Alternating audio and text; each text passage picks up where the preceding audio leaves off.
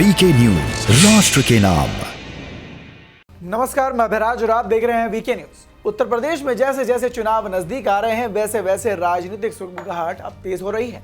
जहां एक तरफ कुछ लोग यूपी चुनाव में जीत के लिए दावेदारी कर रहे हैं, तो वहीं दूसरी तरफ कुछ अराजक तत्व चुनाव से पहले कुछ बड़ा करने की साजिश रच रहे हैं। जी हाँ, कभी बम धमाकों की बात करते हैं तो कभी किसी आतंकी साजिश का खुलासा होता है।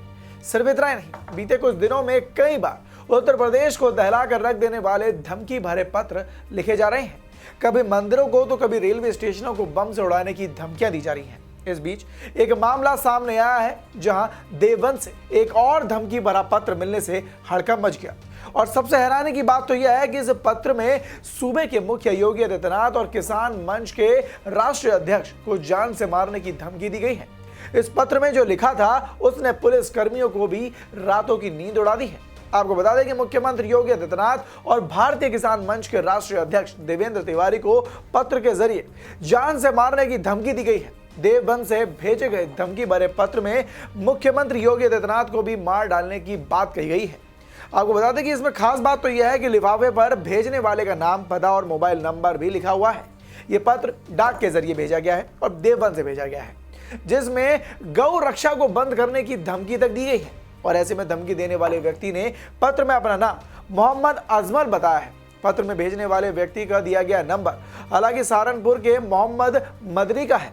हालांकि जो नंबर इस्तेमाल किया गया है वो गलत है, लेकिन जैसे ही जिस व्यक्ति को पता चला कि उसका नंबर एक पत्र के अंदर इस्तेमाल किया गया और वो भी पत्र धमकी भरा पत्र था और वो भी मुख्यमंत्री योगी आदित्यनाथ को भेजा गया है, तो उनके खेमे में, उनके परिवार में भी हड़कंप मच गया और वो भी सकते में आ गए।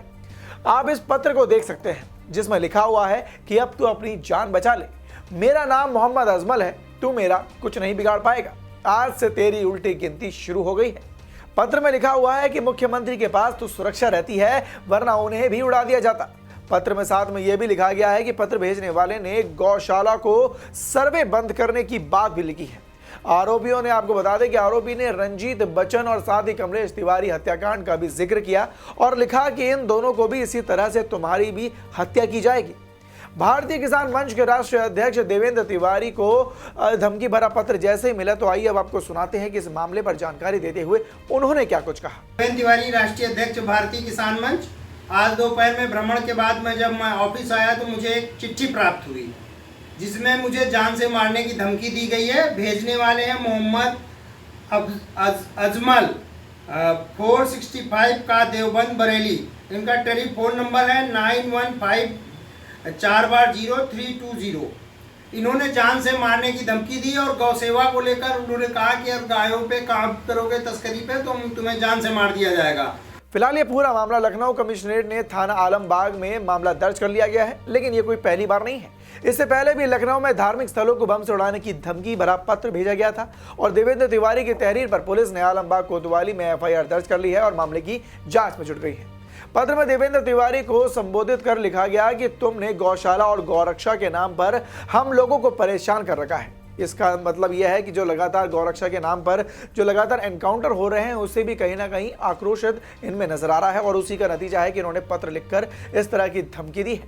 और इसके साथ साथ उन्होंने ये भी कहा है कि इसका अंजाम बहुत बुरा होगा और पत्र में यह भी लिखा गया है कि अगर नहीं सुधरे तो ऐसा हश्र करेंगे कि किसी को पहचान में भी नहीं आओगे। लेकिन अब देखना होगा कि ऐसे धमकियों से क्या योगी सरकार और किसान नेता डरते हैं या फिर डट कर उनका सामना करते हैं, क्योंकि ऐसे गीदड़ भपकी देने वाले तो हर रोज सामने आते हैं, लेकिन करने की हिम्मत हर किसी में नहीं होती। और हमारे सूबे के यानी कि उत्तर प्रदेश के सूबे के मुख्यमंत्री योगी आदित्यनाथ किसी की धमकी से तो क्या किसी के एक्शन से भी डरने वालों में से नहीं है। वो हर अपराधी का ऐसी तरह से मुंह तोड़ जवाब देते रहेंगे और अपराध को खत्म करके रहेंगे।